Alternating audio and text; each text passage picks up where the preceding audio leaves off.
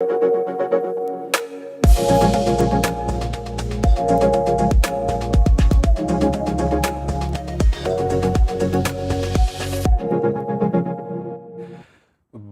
les Itata. Entre les odeurs de pâté salé et les campagnes publicitaires qui prennent de plus en plus des airs de ritournelle, nous sommes franchement entrés dans l'ambiance de Noël et des festivités de fin d'année.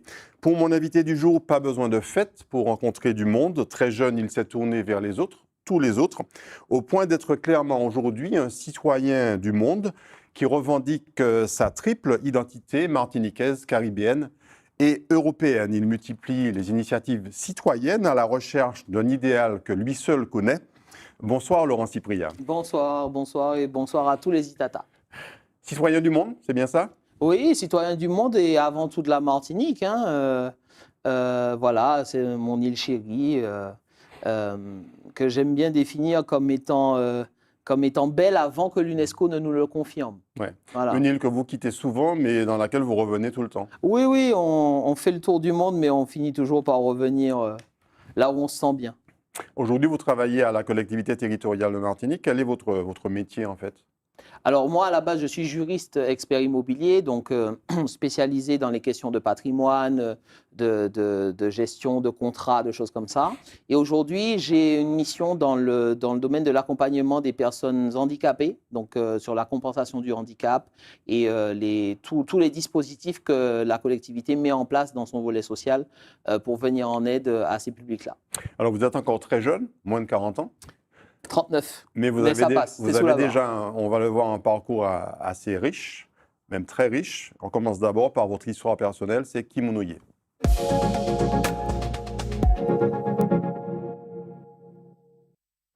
Je vous repose la question, Laurent Cyprien, Kimunouye. Moi, c'est en Martiniquais. Quand tous ces gens qui j'avine ici, en les plateaux là, c'est vraiment un plaisir d'être là. Je suis un mulâtre, un jeune Martiniquais volontaire qui a envie de faire bouger un petit peu les choses. Et puis, voilà, j'ai 39 ans aujourd'hui et j'essaye de trouver un sens, d'apporter un sens un petit peu aux actions qui ont été sur mon parcours et les gens que j'ai rencontrés. C'est ça, je crois, l'essentiel. Vous dites « je suis un mulâtre ». Ce sont des réflexions que vous avez pu entendre autour de vous sur votre teint, votre appartenance, votre race. Enfin, voilà, non, mon teint, il n'y a pas de race, on est tous des humains. Mais non, mais bon, ça ne m'a jamais vraiment dérangé. J'embrasse cette identité-là sans aucun problème. Bon, on va commencer par voir quelques photos de... d'abord, pas de vous d'abord, mais d'abord de vos parents qui se sont... une très belle photo de mariage. Mais oui. Claude, mon père, et Josiane, ma mère. Voilà, c'était... évidemment, j'étais pas là. C'était en 1983, si je dis pas de bêtises. Et voilà. Et mon père est encore parmi nous et le souvenir de ma mère ne l'est pas moins. Voilà. Quel a été leur parcours à vos parents? Mon père a touché aussi à beaucoup de choses.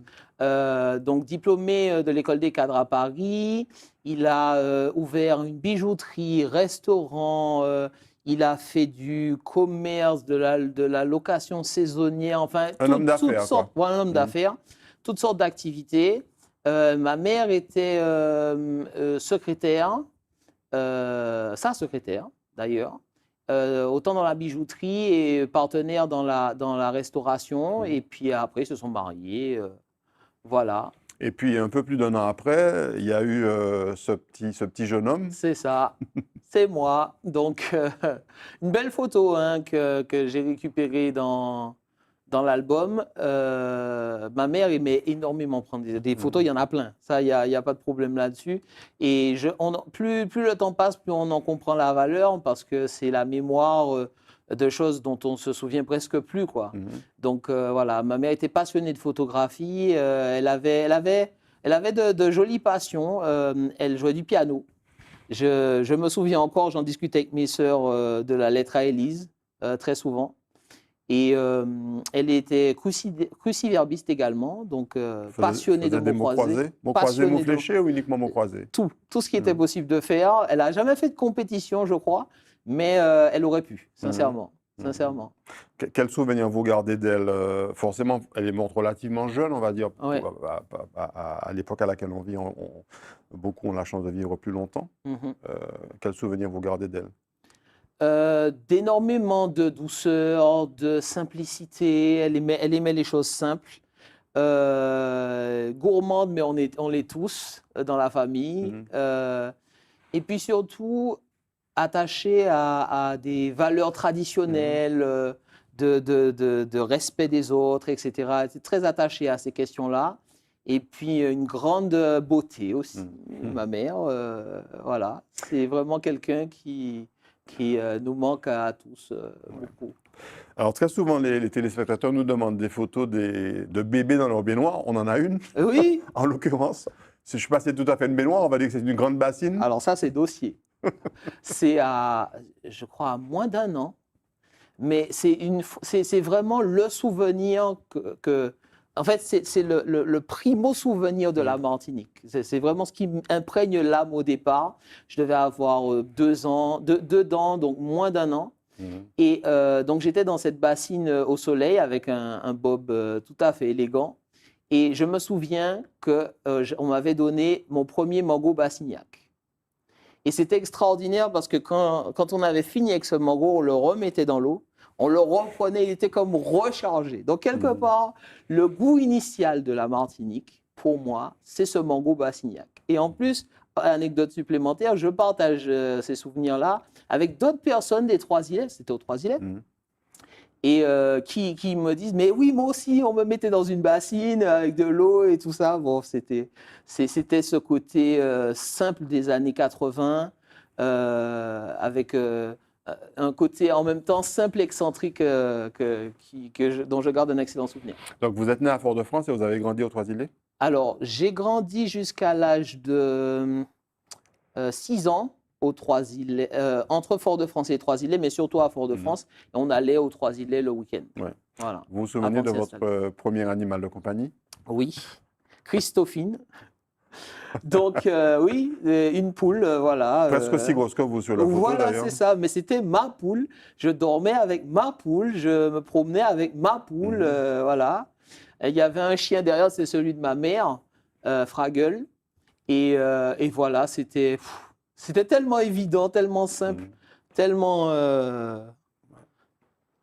pur quelque part que c'est des souvenirs extrêmement précieux. Mais vous vous souvenez encore, vous avez une réminiscence de la poule? Vous revoyez encore des petites scènes ou pas? Ou bien vous êtes trop jeune? Hormis les photos, je me souviens surtout de sa disparition soudaine du jour au lendemain, dont on ne saura jamais ce qu'elle est devenue, même si j'ai une petite idée.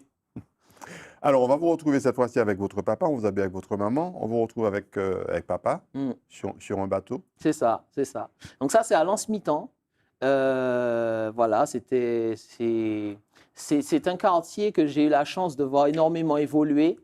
En devenant expert immobilier plus tard, j'ai compris toutes ces évolutions de l'urbanisme du coin et tout. Mais vraiment, la mer, bon, je vis au bord de mer, quoi, donc c'est tout le temps, ça appelle, ça apaise et ça rassure quelque part, un peu. Donc, c'est Lens-Mitan. Mon père, ce qu'il faut retenir de mon père, c'est qu'il a toujours été un intellectuel, même parfois un peu mystique et tout. Et Même sur la photo, on le voit là sur son air un peu sérieux. Voilà, c'est pas... Voilà. Mais ce qu'il m'a appris surtout, c'est à commencer par la pêche. Donc la navigation, la pêche, il m'a appris à nager, à faire du vélo. Et puis, il a surtout appris à lire. Ça, c'était une autre paire de manches, mais il a persévéré et il a bien fait. Appris à lire, pour apprendre à lire, il faut aller à l'école, et ça, à l'école, vous n'aimiez pas. Hein. Ah non, non. On voit là... Ah là là, la souffrance, c'était un drame tous les matins, quoi. Ah, le premier matin surtout, on voit que c'est une photo volée, une photo de paparazzi, on le voit bien. Non, franchement, mon père m'a avoué plusieurs années plus tard que Donc, on habitait sur le boulevard Général de Gaulle. Et donc, j'allais à l'époque à Carénage, Sérénade, ces écoles du centre-ville que beaucoup de gens connaissent. Et il m'a avoué plusieurs années après que je n'étais pas allé les premiers mois parce que le premier jour, j'avais été tellement, comment dire, émotionné, on va dire ça comme ça, que la police s'était renseignée pour savoir qu'est-ce qu'il me faisait au milieu de la rue. Enfin bon, c'était particulier, quoi. Ouais. Mais dans l'école, vraiment, 8 heures par jour, 5 jours par semaine, ah non, c'est abusé. Après ça s'est amélioré. Un petit peu. Ouais. Mais vraiment, c'était pas facile. Et puis, parmi vos premiers voyages, il y a eu le Venezuela. On va voir cette photo sur le tarmac. C'est ça, c'est ça. À Margarita, j'en garde le souvenir de jeunes Américains que j'avais rencontrés, qui s'appelaient Jason. Et je m'étais dit, bon, je vais lui piquer son prénom, Jason, c'est très bien. mais bon, voilà, c'était... Et puis, on voit les années 80 dans toute la puissance de la couleur. C'était ça, en fait, cette époque-là. Super moment, super moment. C'est de là que vous tenez votre goût du voyage ou alors c'est venu après? Oui, parce que en fait, c'était le premier désaccord, ça a été entre mon père et moi sur cette question-là, c'est qu'il a toujours considéré les avions comme des bus volants, ce que je trouve un peu désenchanté comme façon de voir les choses. Moi, je les voyais comme des échangeurs de monde. En fait, on monte, je les vois toujours comme tels d'ailleurs. On monte, on est dans une réalité, on en ressort, on est dans une autre réalité avec d'autres aspects, d'autres approches, d'autres personnalités, d'autres langues. Moi, ça m'a toujours énormément plu cet aspect-là. On continue à passer les photos de jeunesse en revue. On va retrouver celle-ci qui est assez particulière. Ces deux photos qui sont particulières, en fait. Ouais. Il y a une belle anecdote derrière. Ah oui, c'est une très, très belle histoire. C'est l'histoire d'Oriolina. Alors, c'est une jeune fille qui, là, à gauche, avait 4 ans. Donc, c'est la petite qu'on voit, effectivement. Entre 87 et 88. Donc, il y a ma mère, moi à gauche et Oriolina à droite, qu'on appelle affectueusement Lina.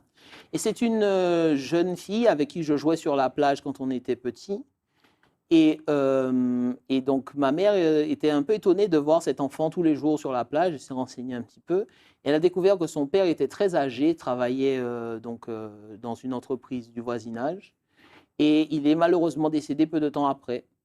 Donc, mon père a procédé à son enterrement et elle est restée chez nous comme une sœur avec la spontanéité, la simplicité. Elle avait des cadeaux de Noël comme nous. C'était ma sœur, quoi. Et puis, du jour au lendemain, en 1980, fin 88, une tante à elle est venue la chercher et elle est repartie en France. On n'a plus de nouvelles du tout. Et c'est en 2014, la photo de droite, que je la retrouve. Malheureusement, ma mère était déjà décédée. Elle n'a pas eu l'occasion de la revoir, mais c'est vraiment c'est de belles retrouvailles. Une grande émotion de la revoir et d'avoir renoué contact avec elle. Voilà. Elle est d'origine vénézuélienne, c'est ça? Sa mère biologique est dominicaine, vivant en Italie, et son père était franco-suisse. Ah oui, d'accord. Voilà. Très bien. Et donc, c'est une histoire, vous continuez aujourd'hui à la voir et à avoir des contacts avec elle. Absolument, absolument. C'est une sœur retrouvée. Exact. J'ai vécu quelque temps chez elle en Ardèche, dans un petit village d'Evance. Et nos échanges sont vraiment très beaux parce que c'est des parcours qui se sont croisés furtivement. Elle m'a avoué m'avoir recherché aussi, mais elle me connaissait comme mon prénom. Moi, je ne connaissais pas son nom non plus, donc ce n'est pas évident de retrouver quelqu'un. Comment vous avez fait alors? Un coup de chance, un jour sur les réseaux, j'ai tapé Oriolina, c'est un prénom plutôt original, et puis entre-temps elle s'était mariée, donc elle avait changé de nom, c'était très compliqué de la retrouver. Et quand on s'est revus, là c'est à Lyon, sur un quai de gare à Lyon, c'était vraiment une belle émotion qui se poursuit encore aujourd'hui. Alors on va parler d'une de vos passions, la musique, et particulièrement le saxophone. Alors, je pense que la photo de gauche avec Sissi Percussion, c'était pas forcément un saxophone. Non, mais c'était ceux qui avaient, ça faisait très bien l'affaire. Les musicos, c'était professionnel, il n'y avait pas de problème là-dessus. Donc, c'était une trompette apparemment. C'était une espèce de clarinette ou de trompette, plutôt clarinette. C'était en 89, si je ne dis pas de bêtises. Et c'était... Première expérience, Noël 89, première expérience musicale. Ou il y en a eu d'autres Oh, avant? il y en a eu d'autres avant, mais là, c'était en live and direct. C'était sur les feux de la rampe, là. C'était différent. Donc, j'avais une fan, hein, ma maman qui a pris la photo, bien entendu. Et puis ce groupe qui a quand même marqué l'histoire musicale martiniquaise. Donc, c'est un honneur d'avoir joué avec eux comme je pouvais. Avant de m'intéresser vraiment au saxophone. C'est un instrument qui m'a... La très belle photo en noir et blanc. Donc le saxophone, depuis quand? Depuis, alors, c'est ma mère qui m'avait offert mon premier saxophone en 2005. Et depuis, je n'ai jamais arrêté. C'est un instrument dont le secret, en fait, c'est de vibrer soi-même avant de le faire vibrer, en fait. Il faut vibrer intérieurement pour transmettre quelque chose dans cet instrument. Et je l'ai toujours trouvé très beau. Et il m'accompagne aujourd'hui au point que je suis en train de mettre en place mon premier projet musical. Je vais proposer quelque chose aux Martiniquais. On verra si j'ai réussi à les convaincre. Alors, on revient à l'histoire familiale avec une scène dont vous devez vous remémorer souvent, la naissance de votre petite sœur, enfin de la dernière en fait. La dernière, Julie. Donc vous avez deux sœurs. Hein? Oui, j'ai Joanne qui est à droite et Julie qui est dans mes bras et ma maman. Très fier, hein, le frère là. Ah, fier. Au début, on m'avait dit oui, mais ça va être un petit frère et tout. J'ai dit ah, c'est bien aussi, mais c'était une petite sœur, voilà. Julie, notre grande fierté. Aujourd'hui, grande docteure en biologie marine qui vit à Kourou avec ses deux filles. En Guyane. En Guyane, voilà, c'est ça. Et vous avez combien d'écart avec vos deux sœurs? Alors, j'ai 5 ans d'écart avec Joanne et 8 avec Julie. Ah oui, d'accord. Donc, il y a quand même... Voilà, ouais. Les relations entre les frères et sœurs, même s'il y en a une qui vit à Kourou? Excellente, hein, on garde le contact. C'est un peu l'amour vache. Parce que bon, voilà, il faut marquer la personnalité, sinon à quoi ça sert d'avoir un grand frère? Mais il y a une anecdote que je me plais à partager. C'est on était dans une chambre tous les trois et on avait sur le lit mis des draps et tout. On avait décidé de jouer aux navettes spatiales et donc on décollait avec un vieux joystick et une roue de vélo ou je sais pas quoi. Et donc on défendait la Martinique contre les attaques aliens. Et c'est un souvenir précieux qu'on a en commun, Joanne, Julie et moi. Ça et puis le Club Dorothée, bien sûr, qui a marqué notre enfance. Alors, avec l'école, ça s'est un peu arrangé par la suite. On vous voit là, je crois que c'est à l'Anse-Mitan, c'est ça? Ah, c'est aux Trois-Îlets, au bord des Trois-Îlets. Oui, alors, beaucoup de personnes que je revois souvent, puis le souvenir de Monsieur Duval, hein, le professeur sévère, mais pas tant que ça. Voilà, c'est des gens que je vois encore aujourd'hui avec beaucoup de plaisir, pour la plupart d'entre eux. Voilà. Élève sérieux, élève non, studieux? Non, pas du tout, pas du tout. Non, c'est-à-dire que mon père avait de grandes aspirations. C'était pas ça le programme du tout. Non, j'ai toujours... En fait, c'est un peu étrange, c'est que c'est la marche au pas, la cadence un peu forcée que je n'aime pas.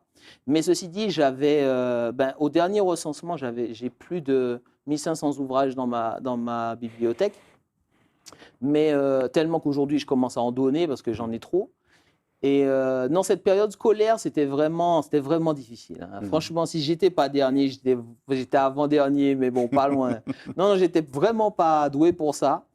Mais pourtant, j'ai toujours eu une énorme soif de connaissances qui s'est jamais démentie jusqu'à aujourd'hui. Et puis un goût aussi marqué pour la pêche. Ah ouais? On va voir la pêche au gros même. C'est ça. Ça, c'est papa aussi qui vous a initié? C'est ça. Donc là, c'est belle prise. Hein. Je me souviens à peu près 90 livres. Donc voilà, je devais avoir... Qu'est-ce que c'était? Un marlin. Un marlin. Voilà, qui a surpris tout le monde. Et moi, le premier. Donc j'étais plutôt content. À 12 ans, c'est pas mal. On revient à la famille avec quelqu'un qui a beaucoup compté pour vous, une grande dame de Foyalaise, votre grand-mère. Non, ma grande-tante. Votre grande-tante, pardon. Oui. Ouais, tante Arsène, hein, donc pharmacienne diplômée pendant l'occupation, la guerre 39-45. Donc Arsène Lucrèce. Hein. Arsène Lucrèce, oui, bien sûr, qui nous a quittés à plus que centenaire et qui a vraiment été un élément central de la famille Cypria, Lucrèce et autres alliés. Et puis, avec qui j'aimais énormément discuter, et quelqu'un de vraiment précieux. Qu'est-ce qu'elle vous a qui nous transmis? manque. Qu'est-ce qu'elle vous a transmis? Alors, elle m'a transmis... La science un petit peu, sans doute? Le goût de la science? Oui, un peu le goût de la science, mais je l'avais déjà, donc on aimait bien discuter de choses scientifiques, ça c'était très sympathique. Elle était passionnée d'astrologie également, ça peut paraître un peu dichotomique, mais non, pas du tout. Et elle avait, comment dire, elle était la mémoire d'un passé que je n'avais pas connu et dont je voyais les conséquences. La en fait, Martinique postcoloniale. Ce qu'elle m'a transmis, c'est sa mémoire, quelque part. Et ça a énormément de valeur. C'est comme ça que j'ai su les histoires de famille, comment, pourquoi, etc. Ces choses-là sont aussi précieuses pour se comprendre soi-même. Alors, histoire de famille, alors il y a de côté la famille Cypria. On va voir cette photo de la famille Cypria élargie, c'est ce que vous disiez. Tout à fait. Avec mon oncle à droite qui nous a quittés récemment. Ouais. Voilà. Donc lui aussi pharmacien d'ailleurs, Alex Cypria. Tout à fait. Un 19 pharmacien dans la famille. Qui a un autre point commun avec vous, c'est le Parti progressiste martiniquais. Entre autres, on y viendra. En tout cas, de s'y engager. Mais on voit aussi André Lucrèce, qui est là, que les spectateurs doivent reconnaître. Et puis voilà, hein, ma sœur. Grande famille. Hein. Ah oui, grande famille. Ouais. Donc, comme vous disiez au début, grande famille mulâtre de Fort-de-France, c'est comme ça que vous dites? Oui, j'ai pas de problème avec ça. Après chacun voit comment il se positionne par rapport à ça. Moi, j'ai aucun problème avec ça. Et de l'autre côté, l'autre famille, on va voir quelques-uns de vos cousins, cousines. C'est ça, c'est vraiment la famille proche. Alors, c'est les Chalonneaux. Hein. C'est les Chalonneaux, voilà. Il y a une photo que malheureusement, je n'ai pas retrouvée avec beaucoup plus de monde, mais j'ai gardé celle-là parce qu'elle est vraiment le souvenir de complicité précieuse. Oui. Voyez-vous? C'est donc Sarah à gauche, une cousine qui est élevée comme une sœur aussi, et puis Miguel qui est un cousin comme un frère, et puis en dessous, juste en dessous de moi, il y a Julie et à côté Joanne. Voilà. C'est les proches. Alors, on accélère parce que la partie, effectivement, kimono est assez longue. Là, on va parler un petit peu d'une forme d'engagement, un choix personnel qui est celui de l'Église, sur la photo suivante qui va arriver. Ah non, c'est pas celle-ci, ça c'est une autre photo, effectivement. Je crois que ce sont c'est pas loin d'être la famille aussi, quelque part. Oui, c'est une famille retrouvée aussi. Donc, Françoise, qui est la fille de mon grand-père, de son deuxième mariage. Et avec ses enfants et ses petits-enfants et tout. C'est en faisant quelques recherches généalogiques que je me suis dit, ah tiens, mais il y a quelqu'un et tout. Et puis, elle me connaissait bien mieux que je ne la connaissais moi-même. Donc, on a échangé, on a passé des bons moments. Là, c'est chez elle en France. Et puis j'ai eu plaisir à la revoir. Et je sais qu'on a quelque part un lien aussi. Alors, je parlais de l'Église. Effectivement, on va retrouver cette photo d'un groupe visiblement engagé dans la religion, la religion catholique, je suppose? Non. Ah, pas catholique? Pas du tout. Alors, moi, je suis évangéliste pentecôtiste. Ouais. Et en fait, c'est là aussi une histoire familiale. Ma grand-mère, donc Anaïs Chalonneau, faisait partie des premiers chrétiens baptisés dans on va dire, l'Église réformée par des missionnaires baptistes de Suisse. Et par la suite, c'est une tradition qui s'est transmise. Mon père était catholique, mais il a eu également d'autres obédiences. Et moi, c'est vraiment un élément structurant. C'est-à-dire que je n'en fais pas un prosélytisme, je n'en fais pas étalage sur la place publique. C'est vraiment une notion de l'intime. C'est vraiment quelque chose. Donc, c'est une relation personnelle. C'est une relation personnelle, spirituelle avec les autres. Et là, en l'occurrence, c'était à Nice récemment. avec une famille qui m'a vraiment accueilli au moment où je m'y suis installé et avec qui j'ai passé des moments tout à fait extraordinaires. Ouais. Mais à chaque étape, l'exemple la plus intéressante, c'était en Angleterre. Donc, quand j'ai eu mon bac, je suis parti en Angleterre. Et je me suis dit, enfin, la tranquillité, la paix, je vais pouvoir faire ce que je voulais. Et en fait, j'habitais dans une petite rue. Et à 5 mètres plus loin, il y avait une église. Et tous les dimanches, le pasteur s'assurait bien que j'y étais, quoi. Donc, il n'y avait pas moyen de bouger. Je l'ai pris comme un signe, je pense. Et j'ai toujours eu à cœur de poursuivre cette voie-là en étant le plus digne possible. Alors, une des caractéristiques de votre parcours, ce sont les rencontres, je le disais au tout début, et les rencontres, et puis aussi, je dirais, les choix de voyages et de sites souvent assez magnifiques. Ce goût à la fois pour le voyage et qui forme la jeunesse, hein, c'est ce qu'on dit, C'est ce et qu'on puis dit. également pour les rencontres, il vous vient d'où? Là, on voit une marina, la montagne, la neige, l'Asie, l'Europe. C'est ça. En l'occurrence, quand j'étais plus jeune, j'avais plus à cœur de découvrir le monde à travers des livres. Donc, j'ai toujours... Tous les domaines du savoir m'intéressent. Vraiment, il n'y a aucun domaine en particulier où je me dis « Ah non, c'est pas mon délire ». Non, non. Vraiment, tous ces aspects m'intéressent. Mais aujourd'hui, j'ai à cœur de moins lire et de davantage rencontrer les gens, de connecter. Avant, il y avait cette tradition un peu perdue, mais qui gagnerait à être réinstituée, c'est d'avoir des correspondants. Oui. Voilà. Aujourd'hui, par exemple, pour comprendre le monde, et surtout particulièrement aux médias, pour comprendre le monde et naviguer à travers les fake news, les fausses infos, les propagandes diverses et variées, j'ai vraiment envie d'avoir des correspondants fiables, des gens à qui je peux dire... On va le voir d'ailleurs sur les photos suivantes, vous avez rencontré des gens de partout, on parle là des Asiatiques. Sur la photo suivante, on est sur encore des Asiatiques. Mais... Jean-Claude Moaka, Abdel Malik et surtout Lise. Alors Lise et son mari, c'est vraiment une histoire particulière. C'est une immigrée clandestine qui est arrivée du Venezuela en Martinique un beau jour et chez nous et qu'on a hébergé naturellement, qu'on a aidé dans ses démarches et tout.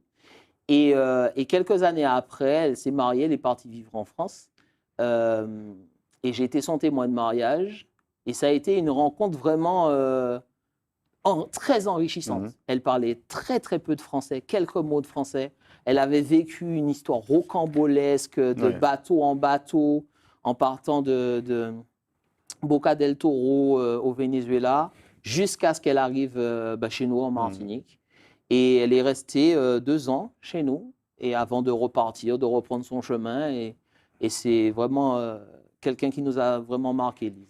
Mais vous parliez de marquer au chapitre des rencontres ou des voyages qui vous ont marqué. Il y a le Panama, par exemple. Tout à fait, tout à fait. Alors Panama là, où résident beaucoup de Martiniquais d'origine. Tout à fait. Et même un héritage, enfin des Panaméens qui ont hérité du créole par rapport à l'époque où le canal se construisait et qui le parlent encore à leur manière. C'est une vraie richesse. Donc là, je suis avec Gisèle de Leon et son mari, qui sont, à mon avis, les futurs présidents du Panama. Ah bon? Ah oui, aucun doute là-dessus. C'est une prédiction ou sans une doute. certitude? Ah, quasi certitude. Pas prédiction, mais quasi certitude. Non, c'était vraiment, c'était avant tout une mission professionnelle. À l'époque où j'étais chargé de mission à la coopération internationale, où là, on préparait un sommet de l'Association des États de la Caraïbe, qui a été extrêmement important, cette période-là. Et donc, le soir, après, j'ai vraiment pris le temps d'aller sur le Casco Viejo, tout ça, voir ce pays-là, et il m'intéresse énormément. Deux autres photos, là aussi avec des amis, des photos de vos rencontres. Nice, avec donc John Dirico, qui est un ami de longue date aussi, sénateur de la Jeune Chambre économique. Et puis ici, avec la future docteure Tania Moutet et Marie-Victoire Vénus-Planton. Là encore, c'est des grands voyageurs qui se rencontrent sur ces photos sélectionnées. John, il a dû faire au moins une centaine de pays pour toutes sortes de missions. Il a travaillé notamment sur JustNet. Donc, c'est une fondation très importante qui lutte contre le paludisme en Afrique. Marie-Victoire Vénus-Ploto, qui maintenant vit au Sénégal, si je ne dis pas de bêtises. Donc, des gens qui ont parcouru le monde et de cet enrichissement-là, on vient en discuter, on en parle ensemble, ça fait plaisir. Et puis on termine cette rubrique Kim Onouye avec le musicien, donc musicien qui a un projet musical, mais qui a Exact. déjà enregistré, on le voit là en studio. C'est ça, donc c'était avec Jimmy Lo et son groupe. Beau moment qu'on a passé ensemble. J'ai joué également avec Sahel, avec Luc Labonne, avec quelques personnes, mais de manière assez confidentielle. Et en fait, pendant toute cette période-là, j'ai vraiment cherché un style musical qui me correspondait vraiment. Je pense l'avoir trouvé. Qui serait plutôt... Qui serait plutôt le lofi. C'est-à-dire? Eh ben, c'est pas connu du tout, D'accord. en fait. C'est un mouvement qui remonte aux années 70 en Angleterre, un peu au Japon. Et c'est un mouvement qui part du principe que la musique n'a pas besoin d'être... c'est un mouvement qui vient en opposition à la hi-fi. Elle n'a pas besoin d'être de qualité absolue tant qu'elle véhicule la bonne émotion. Ouais. Et donc, c'est un mouvement qui travaille aussi sur la nostalgie, sur des choses comme ça. Et si les téléspectateurs veulent voir, vous tapez Lofi sur YouTube, vous allez trouver des choses qui, je pense, vont vous mettre dans un état d'esprit très positif. Donc votre projet musical, ça va être du Lofi? Je crois, oui. Ouais. Ouais, Et c'est pour quand? J'espère qu'il va sortir bientôt, mais c'est encore difficile à dire. 2024? J'aurais bien aimé. Très bien. Après cette longue évocation de votre parcours personnel, on passe à la rubrique Matinique.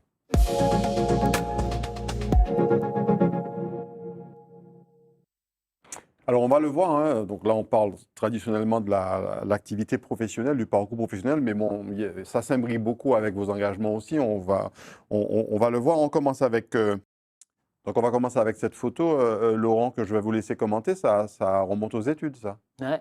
C'était juste après le bac, à Brighton, donc dans le sud de l'Angleterre, dans une région qui s'appelle le Sussex.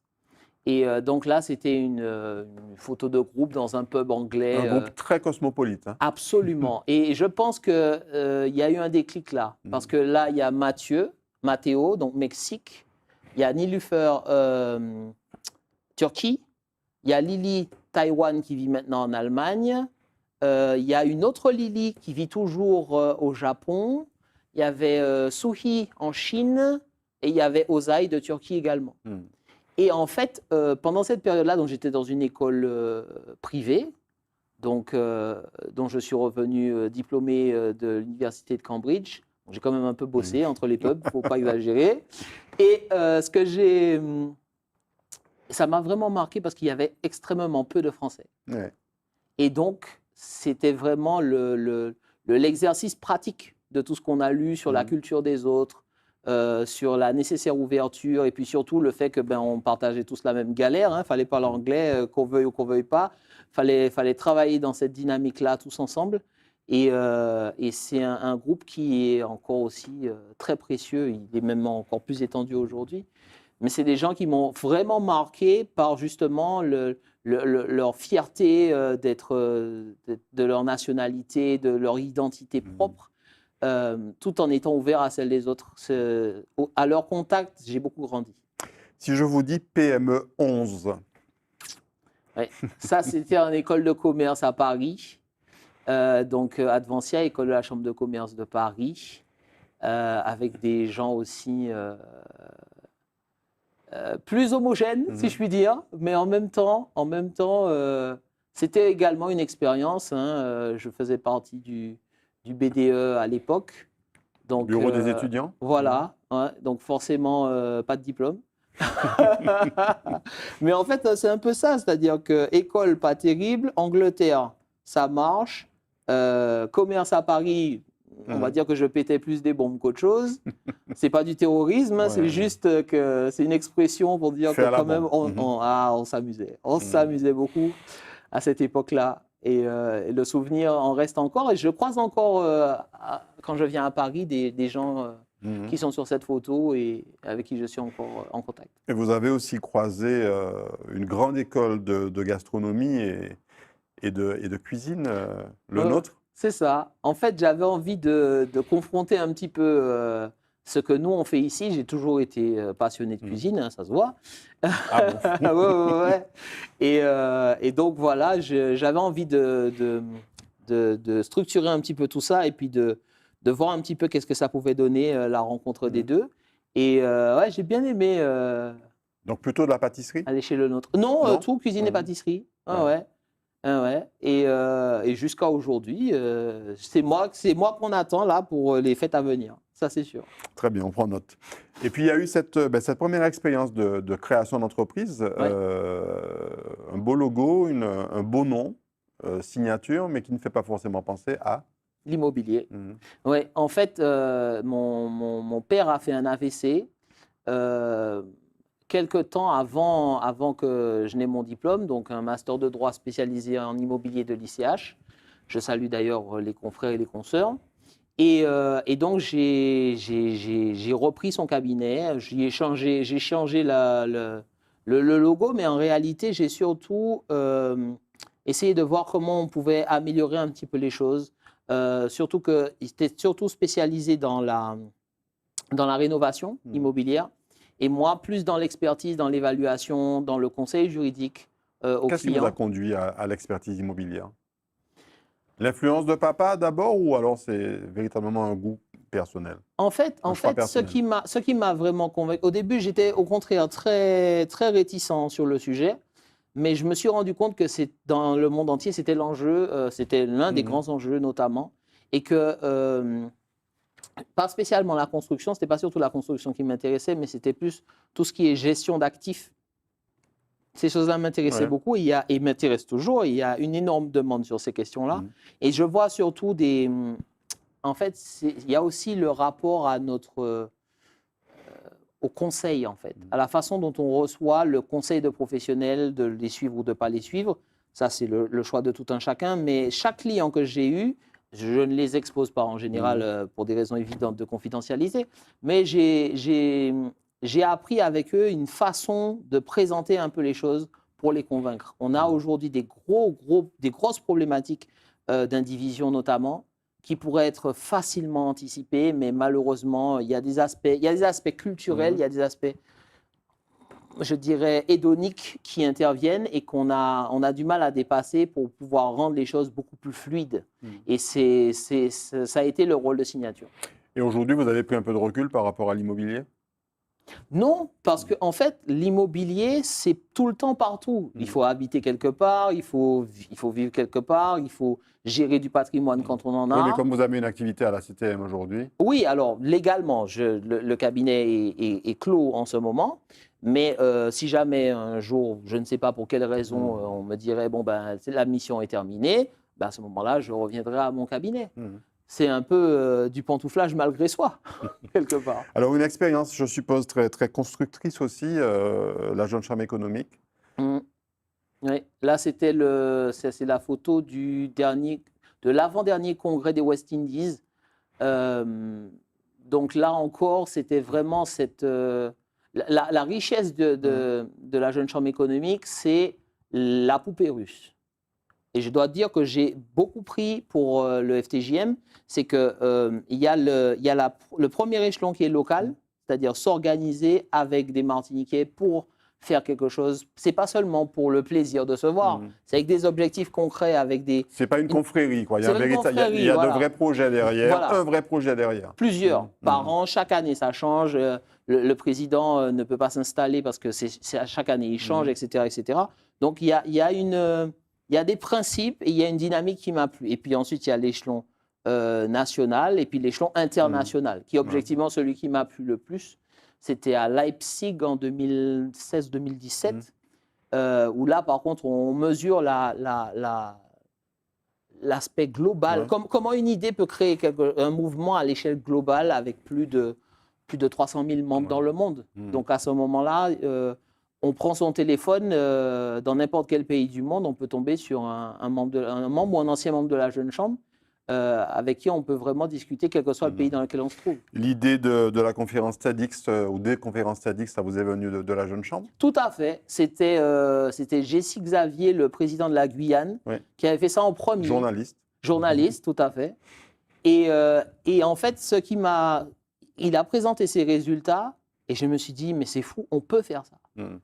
En fait, Alors, les conférences TEDx, ce sont des conférences internationales, en fait, qui portent sur des sujets très, très variés. Absolument. Et en général, qui sont voilà, d'assez haut niveau. Hein. Absolument, absolument. Et en fait, ça répondait vraiment à une question fondamentale qu'on m'avait posée pendant mes études, surtout en France.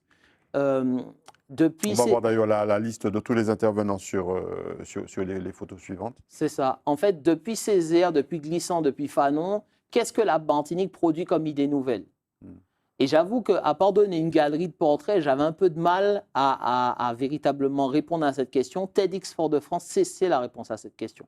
Donc il y a tous ceux qui ont participé, hein, très très fiers de cette équipe, vraiment. Et en plus, tous bénévolement, ça fait partie du jeu.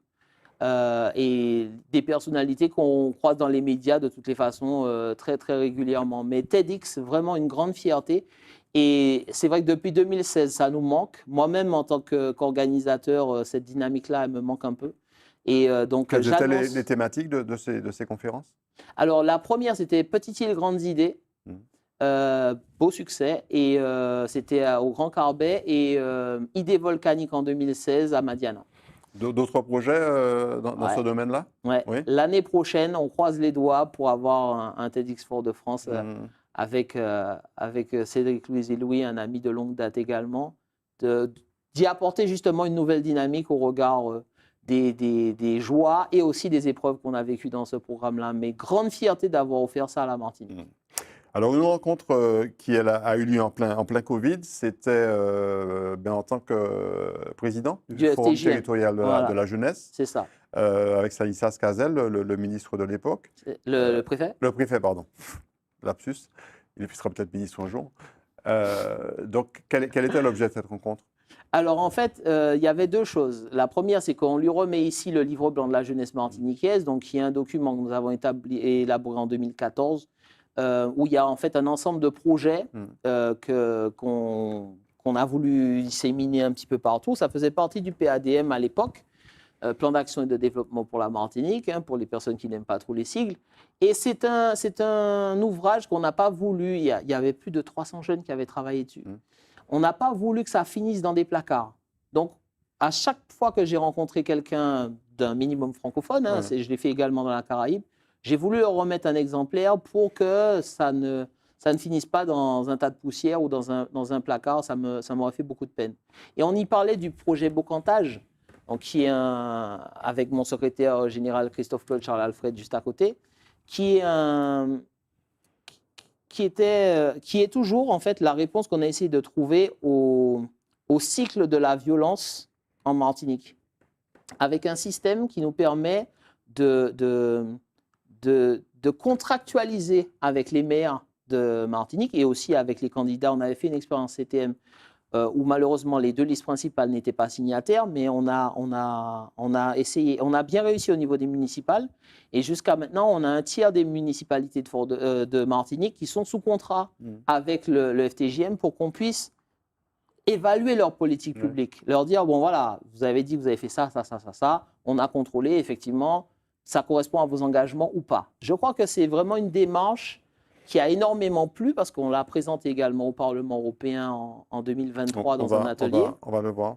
Mais franchement, quand ce projet-là sera publié, on essaye de le faire publier à l'université, au laboratoire LC2S. Je pense qu'on aura bouclé la boucle de ce qu'on avait à proposer. Alors, est-ce que c'est aussi avec le FTJM, que vous dites, le Forum territorial de la jeunesse, que vous avez participé à ce guide? Pas du tout. En fait, c'est comme je travaille aussi un peu dans le tourisme, dans le meublé de tourisme notamment aux Trois-Îlets. Beaucoup de gens me disaient qu'ils avaient énormément de mal à trouver des guides touristiques en anglais, ou en tout cas autrement qu'en français. Et quand on m'a proposé de participer à ce projet-là, je me suis dit quand même, c'est une occasion à ne surtout pas rater, de dire vraiment... et c'était il y a déjà pas mal de temps, hein. Je ne me souviens plus, peut-être 2014 ou quelque chose comme ça. Belle expérience, et il est aujourd'hui disponible en librairie et ça vaut le détour. Et puis on termine avec le promoteur ou le spécialiste de l'immobilier. Alors là, on n'est pas à Dubaï, comme je l'ai cru à un Pas moment encore. donné, Pas encore. mais je crois que c'est la Côte d'Azur. Oui, c'est la baie des Anges à Villeneuve-Loubet. Là où, en fait, ce qui est bien dans le métier que je fais, c'est qu'un peu comme un médecin, c'est libéral. Donc, je peux exercer ici, je peux exercer un peu partout dans le monde si ça me chante. À partir du moment où j'apporte une expertise concrète, là, c'était le cas sur cette promotion. Voilà, donc il faisait un peu frais, je ne vous cache pas, pour la Côte d'Azur, mais c'était une très, très, très belle expérience. Mais maintenant, on va parler de vos engagements. C'est la rubrique politique.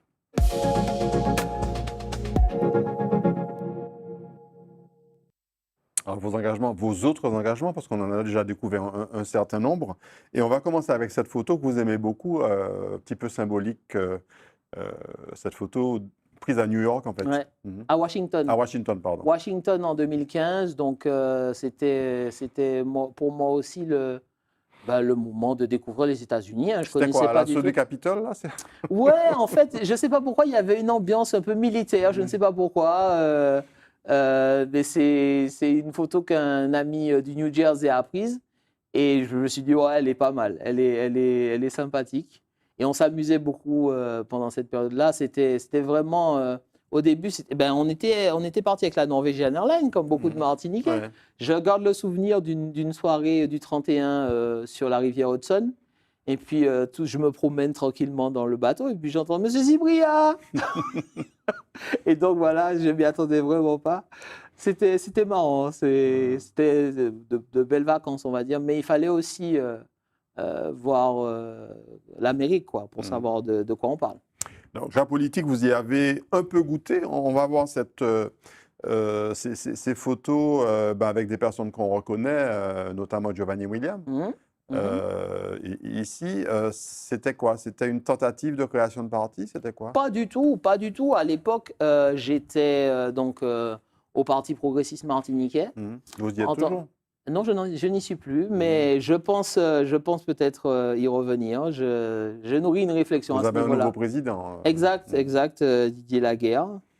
Oui, c'est une très bonne chose, je le félicite, ainsi que les autres élus du Congrès. Donc là, on était plutôt sur une démarche citoyenne? En fait, on était un peu dans tout. C'est-à-dire que ce qu'il faut comprendre, c'est que le progressisme, je ne l'ai pas abordé par le parti politique. Avant tout, c'était par la littérature.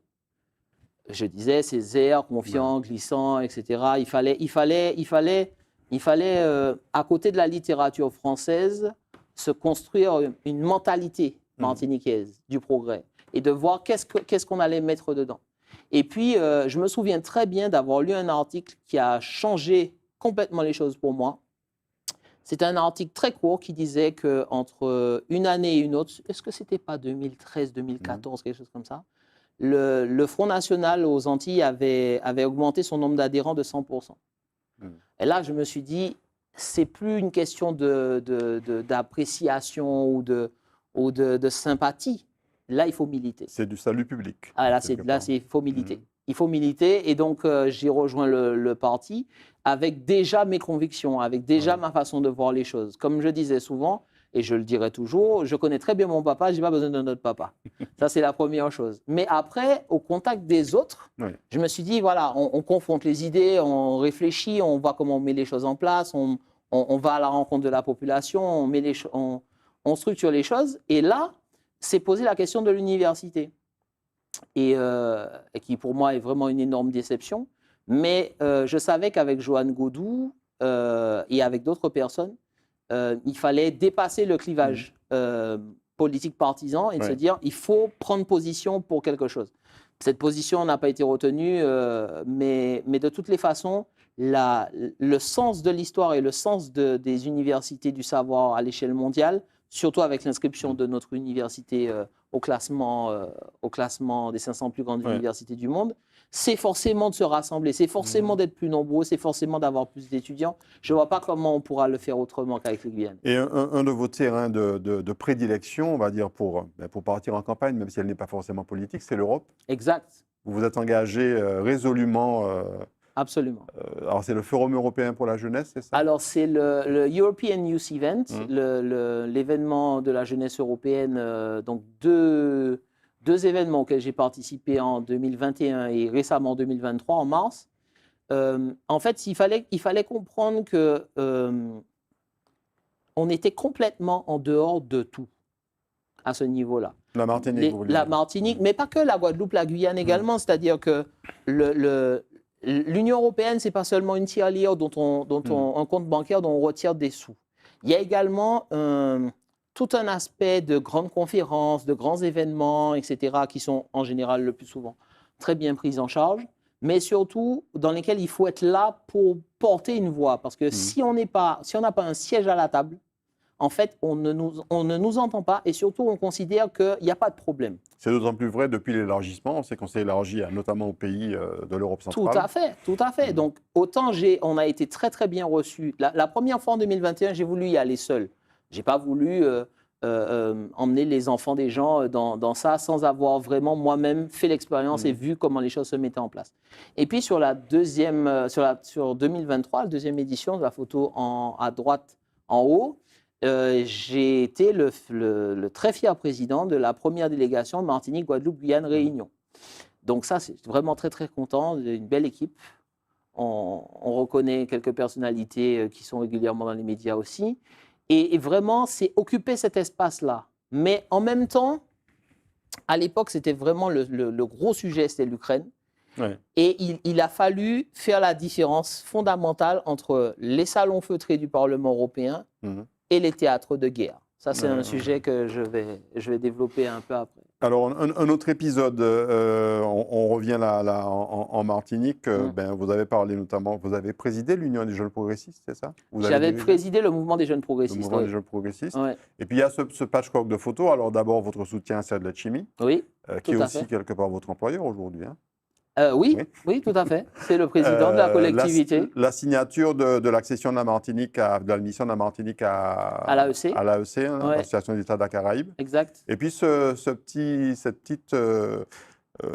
qui rappelle un peu une couverture de bande dessinée, Noufey, racontez-nous, c'est en lien avec le drapeau rouge, vert, noir. Exactement. En fait, c'est un montage. Je ne me souviens plus qui l'avait fait. Que c'est pas Bambino, je me souviens plus. Et en fait, voilà, c'était quelque chose que nous, dans le mouvement, on avait porté, qui n'avait pas retenu particulièrement des échos, et puis qui a fait son petit bonhomme de chemin. Parce qu'en réalité, en allant dans la Caraïbe, avec un drapeau français ou un drapeau aux quatre serpents, c'est extrêmement compliqué parce que, d'une certaine manière, avec le français, on ne nous distingue pas des Guadeloupéens, des Guyanais, des Réunionnais éventuellement quand ils sont là, etc. Et en même temps, avec le quatre serpents, ça crée des blocages. C'est clairement le drapeau colonial. Hein, exactement. Donc du coup, il a fallu... Et même a même été... même Emmanuel Macron a demandé de l'enlever. Absolument. Je pense que tout ça... En fait, c'est vraiment à petit pas que cette histoire s'est construite. Et il y a eu vraiment une fierté au moment où on est vraiment passé aux choses sérieuses, je pense. Et c'est pas du tout une question d'indépendance, pas d'indépendance. C'est juste qu'il fallait quelque chose pour dire ce que nous sommes avant tout. Et puis après, le discours, la façon dont on présente les choses. Nous, par exemple, au sein du CRIC, le Caribbean Regional Youth Council, qui est l'instance de jeunesse du CARICOM, il fallait dire qui nous sommes. Il fallait déjà assumer notre spécificité d'île française, européenne, etc., avec toutes les frictions que ça pouvait générer, et en même temps toutes les opportunités que ça présente, et en même temps notre caribéanité dans ce qu'elle est vraiment, et ne pas se perdre en fait dans des discours superflus, vraiment aller à l'essentiel. Et je pense que le drapeau, c'est l'essentiel. Il nous reste 4 photos pour terminer. Alors, on va d'abord voir celle-ci qui est... c'est la délégation. Qui nous ramène à Bruxelles, c'est ça? Oui, c'est à Strasbourg. À Strasbourg, pardon. À Strasbourg. Donc, c'était la délégation au complet, donc Guadeloupe, Martinique, Guyane, Réunion. Et j'ai vraiment à cœur que dans les futurs événements, parce qu'on n'était pas là pour parader, hein, loin de là, on a fait un atelier sur le boccantage. Et qui a inspiré aussi bien l'Espagne, l'Estonie, l'Italie, les Allemands qui étaient présents, parce que c'est quelque chose qu'on a expérimenté chez nous et qu'on leur propose à eux, après avoir vraiment essuyé les plâtres et fourni des résultats. Et ça, c'est une bonne manière de participer à ce genre d'événement. La photo suivante, qui est en fait... alors, j'ai souhaité qu'on mette ces deux photos en parallèle parce qu'on n'est pas du tout sur le même registre. D'un côté, Christiane Taubira, dont on connaît le parcours et dont certains parlent, en tout cas souhaitent la candidature à la prochaine présidence de la République. Et puis Kémy Séba, panafricaniste, quelqu'un d'assez controversé, on va dire. Clairement. Vous avez voulu poser auprès des deux, mais sans doute pas pour les mêmes raisons. Ah si.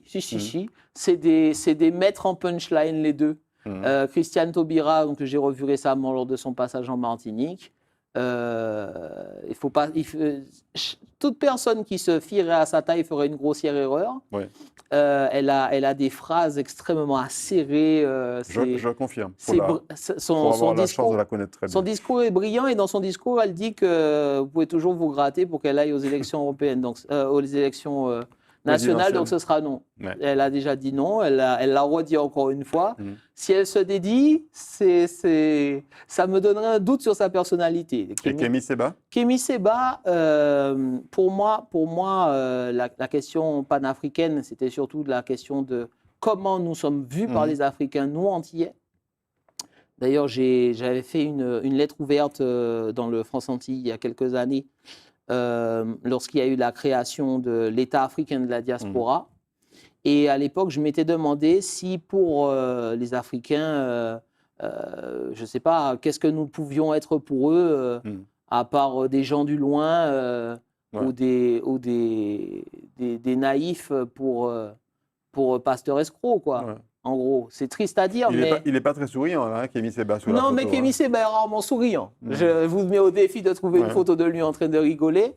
Mais au-delà de ça, il faut discuter avec tout le monde. Mais là, c'est deux master punchlines et j'ai à apprendre d'eux. On termine avec deux photos qui nous ramènent à l'Europe. Alors d'abord, cette très belle photo du Parlement européen. On vous aperçoit cerclé de rouge. On vous devine cerclé de rouge dans l'Assemblée. Et puis, vous êtes intervenu, donc, qu'est-ce que vous avez dit à la tribune du Parlement européen ? Ben, en fait, il faut se souvenir, enfin, moi en tout cas, je m'en souviens très bien de l'environnement de ce Parlement. Donc, il y a à peu près 1000 places. Et en fait, il y a des groupes de jeunes qui viennent d'un peu partout en grande délégation. Nous, quand on est une dizaine, on s'estime heureux. Eux, ils viennent à 3 000, 4 000. Et même plus parfois. Donc là, on avait des groupes musulmans très, très nombreux, très motivés, qui ont vraiment fait de belles présentations. Moi, j'ai surtout fait un discours pour dire que... un discours en français, en anglais ? En anglais d'abord, puis en français par la suite, pour simplifier pour tout le monde. Pour dire qu'on en avait un peu assez d'être considéré comme la cinquième roue du carrosse. On avait l'impression que tous nos travaux, surtout le côté universitaire, à chaque fois que j'allais dans un atelier, on me disait « Ouais, mais la Martinique, on ne nous remonte pas d'infos, on ne sait pas qu'est-ce qui se passe chez vous. » Je dis « Mais il y a des universitaires ici, il y a des gens qui bossent, renseignez-vous, vous allez trouver les informations nécessaires. » Et en fait, j'avais l'impression qu'on était un peu les gens du lointain. Et c'est exactement pour ça que j'y étais allé. C'était pour se dire, au bout d'un moment, on a des élus. Ceux d'aujourd'hui sont peut-être un petit peu plus visibles, mais auparavant, c'était moins le cas. Et donc, du coup, la société civile martiniquaise n'était pas du tout représentée. Il a fallu tout rebâtir de zéro avec une association qui s'appelle Diaspora Vote, qui a été notre partenaire et qui l'est encore aujourd'hui. Sans qui je n'aurais pas pu faire ce déplacement-là. Il fallait tout reconstruire. Et il y a encore du boulot aujourd'hui pour ceux qui veulent travailler dans cette dimension-là. On termine avec une photo que vous avez voulu commenter, une photo qui est un petit peu symbolique de l'actualité depuis 1 an et demi, en l'occurrence l'invasion de l'Ukraine par la Russie, et cette jeune Ukrainienne que vous avez rencontrée. Katia, Kate en anglais, que j'ai voulu interviewer, mais... c'est tout le parcours en fait qu'il faut retenir, qui a mené à ça. En fait, il y avait vraiment cette dichotomie entre le Parlement qui se demandait tout le temps qu'est-ce qu'on va faire, qu'est-ce qu'on va mettre en place, combien de millions on va envoyer, et un peu un espace inconnu, une dynamique dans laquelle notre génération n'a pas été confrontée directement, ou en tout cas de très loin. il me fallait aborder ces deux aspects-là concrètement. Donc c'est pour ça que j'ai décidé de partir en Ukraine en juillet cette année. Et donc de voir les choses par moi-même, d'interroger les gens, de savoir de quoi ils ont besoin, qu'est-ce qu'ils veulent exactement, comment ils perçoivent les choses. Et moi-même aussi me confronter aux choses. Alors, pas en bouc fou. Donc, j'étais dans une Même région... si Katia a échappé de peu à la mort récemment. Exact, exact. Elle est originaire d'Odessa. Et elle était retournée il n'y a pas longtemps. Et on a vu dans les médias un bombardement qui a touché le musée des Beaux-Arts d'Odessa où elle travaillait. Heureusement, elle n'a pas été touchée. Mais ça donne un caractère extrêmement prégnant. Ça donne une réalité très concrète aux choses. Même si l'actualité vient balayer de ci, de là les sujets d'importance ou en tout cas les breaking news. Mais par contre, de l'avoir vécu, d'y être allé, comme je dis souvent, aller en Ukraine, c'est pas Edichez Botab, c'est pas aller au Club Med. Il faut passer par l'Ukraine, la Roumanie, c'est extrêmement compliqué. Et j'ai voulu l'interviewer et vous pouvez retrouver son interview sur ma chaîne YouTube. Mais c'est quelqu'un qui m'a énormément inspiré. Laurent Cypria, je le disais au début, vous seul savez l'idéal après lequel vous courez. On peut en savoir un peu plus? Oui, aujourd'hui à 39 ans, il est un peu temps de faire un bilan de mi-parcours. Je pense vraiment avoir à cœur de faire quelque chose et de pousser les lignes, en fait, de repousser les lignes du mieux que je peux avec ceux qui ont envie de travailler avec moi. Là, je prépare une émission de télé que j'aurais bien aimé voir apparaître. J'espère que peut-être Zitata, qui sait, ou notre télé, je ne sais pas. Des conférences, des choses comme ça. Mais tout ça, c'est le visible. En réalité, ce qu'il faut, c'est vraiment impulser les choses. Je pense qu'à mon niveau, ça va se faire peut-être en politique. Les élections européennes approchent. C'est un secteur qui est extrêmement délaissé. Je suis sûr que peu de téléspectateurs aujourd'hui savent qui sont nos députés européens. Aujourd'hui, nous avons notre députée européenne la plus proche, Maxette Pierre Bacas, qui est notoirement Rassemblement national. On a Max Orville quand même. On a Max Orville, mais qui n'est pas élu outre-mer. C'est Younous Omarjee et Stéphane Bijoux. Mais en réalité, on se rend compte que est-ce qu'en allant à la plage le jour des élections sur des questions européennes qui sont objectivement les plus ignorées, on ne se dit pas ensuite « Ah mince, on a laissé passer quelque chose qui ne nous représente pas vraiment, qui n'est pas nous-mêmes ». Et si personne n'a envie d'y donner l'énergie qu'il faut, peut-être que moi, j'aurais envie de le faire avec ceux qui me feront confiance. Très bien. On a beaucoup débordé. Merci beaucoup, Laurent Cypria, pour ce bilan de mi-parcours, comme vous disiez.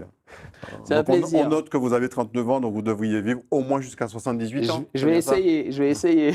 Merci beaucoup. Merci à vous, chers utilisateurs, de nous avoir suivis. On se retrouve très bientôt pour une nouvelle émission. Très bonne journée, très bonne soirée.